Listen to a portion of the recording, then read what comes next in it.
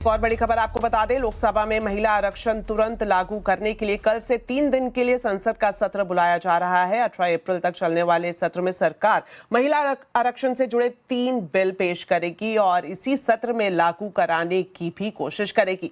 लेकिन इस बिल को लेकर अभी से ही राजनीति तेज हो गई है। हालांकि सरकार ने दक्षिण भारतीय राज्यों की शंकाओं को खारिज कर दिया है। सूत्रों के मुताबिक सभी राज्यों की सीटें लोकसभा में समान अनुपात में बढ़ेगी। आखिर पूरा मामला क्या है, समझ लेते हैं हमारे वरिष्ठ सहयोगी लक्ष्मण रॉय से। तो लक्ष्मण जी, सबसे पहले बताएं कि आखिर सरकार महिला आरक्षण पर कौन से बिल लाने जा रही है और साथ ही साथ किस तरह का बदलाव उसके बाद देखने को मिलेगा। देखिए, दरअसल कल से संसद के 3 दिन का सत्र चलेगा, 16, 17, 18 और 3 दिन का जो सत्र चलेगा उसमें सरकार 3 बिल एक साथ पेश करेगी और संसद के इसी सत्र में सरकार उसको पारित करना चाहेगी। 3 बिल में सबसे महत्वपूर्ण बिल है संविधान का 131वां संशोधन विधेयक, जिसको हम लोग नारी शक्ति वंदन अधिनियम जो है उसमें बदलाव वाले विधेयक के तौर पर देख रहे हैं।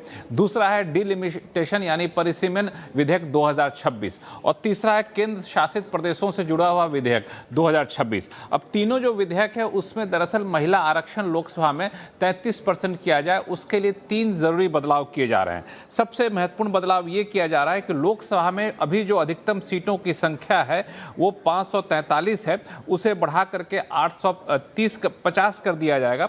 850 किया जाएगा, उसमें 815 सीटें जो होंगी लोकसभा में वो राज्यों के लिए निर्धारित होंगी और 35 सीटें केंद्र शासित प्रदेशों के लिए होंगी। तो जो अधिकतम सीट है 543, उससे बढ़कर के 850 हो जाएंगी। पहला बदलाव ये किया जाएगा। दूसरा बदलाव ये किया जाएगा, जो नारी शक्ति वंदन अधिनियम सरकार ने 2023 में पारित किया था, जिसको महिला आरक्षण बिल के तौर पर जाना जाता है, उसमें सरकार ने एक लाइन ये लिख दिया था कि ये आरक्षण तभी लागू होगा जब इस अधिनियम के लागू होने के बाद जो जनगणना होगी। इसका मतलब ये कि 2026 में अभी जनगणना शुरू हुई है, उसके आंकड़े आते उसके बाद ही महिला आरक्षण लागू हो पाता। लेकिन सरकार कह रही कि नहीं, हम इतना लंबा इंतजार नहीं करेंगे, हम इसको तुरंत लागू करना चाहते हैं, यानी 2029 के चुनाव से पहले सरकार लागू करना चाहती है। इसीलिए अब सरकार उसमें एक बदलाव करने जा रही है।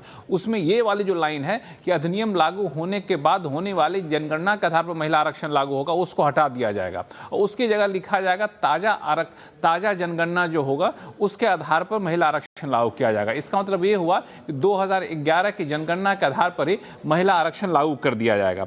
इसमें एक और महत्वपूर्ण बात है, इसमें परिसीमन करना जरूरी होता है, यानी जब लोकसभा में सीटों की संख्या बढ़ा रहे हैं तो सीट कहां जाए, किस क्षेत्र में कहां पे सीटें बढ़ाई जाएंगी, किस क्षेत्र को छोटा किया जाएगा, लोकसभा क्षेत्र को किस लोकसभा क्षेत्र को काटा जाएगा, इन सब के लिए परिसीमन आयोग बनता है। तो उसके लिए सरकार भी बिल लाने जा रही है इसी सत्र में और एक नया परिसीमन आयोग बनेगा। उसमें एक प्रस्ताव ये किया जा रहा है कि पहले परिसीमन के लिए संविधान संशोधन करना जरूरी पड़ता था, 2/3 बहुमत की जरूरत पड़ती थी और उसमें लिखा हुआ था पहले कि 1976 के आधार पर परिसीमन किया जाएगा। अब सरकार वहां पे इस शर्त को भी हटा देगी, प्रावधान को, और वहां पे लिख देगी कि जो ताजा जनगणना होगा उसके आधार पर परिसीमन किया जाएगा और परिसीमन कब किया जाएगा ये संसद तय करेगी। यानी संसद सिर्फ एक साधारण बहुमत से कानून बनाकर तय कर सकती है कब कहां परिसीमन करना है। तो ये 3 बड़े बदलाव सरकार करने जा रही है।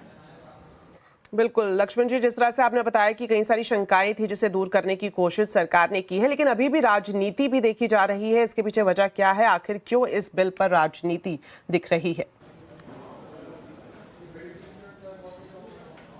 देखिए, दरअसल यहाँ पे राजनीति इस वजह से हो रही है क्योंकि लोकसभा में सीटों की संख्या जब 50% बढ़ाई जाएगी तब दक्षिण भारतीय राज्यों को ये चिंता सताई जा रही है कि उनकी हिस्सेदारी लोकसभा में कम हो जाएगी।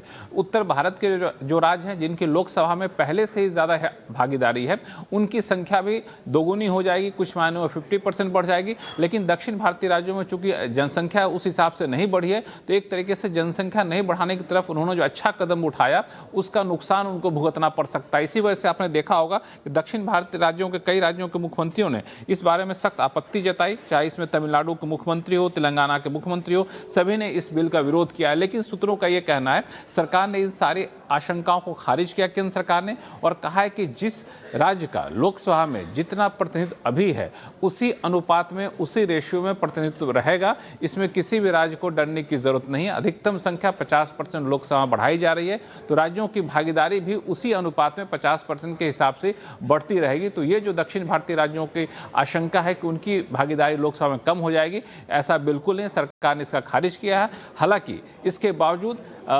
कांग्रेस समेत कई विपक्षी पार्टियां इसमें हंगामा करने के मूड में है। हालांकि इस पर बिल रखे जाने के साथ बिल पे चर्चा की शुरुआत प्रधानमंत्री मोदी खुद करने वाले हैं और ये अपील करेंगे कि सभी पार्टियां एकजुट होकर के इस बिल को पारित करने में मदद करें। लेकिन कांग्रेस समेत कई विपक्षी पार्टियों का मानना है कि आने वाले चुनाव को देखते हुए, खासतौर से पश्चिम बंगाल में हो रहे चुनाव को देखते हुए सरकार राजनीतिक फायदा उठाना चाहती है। इस वजह से ऐसे समय पे महिला आरक्षण बिल लेकर आ रही है।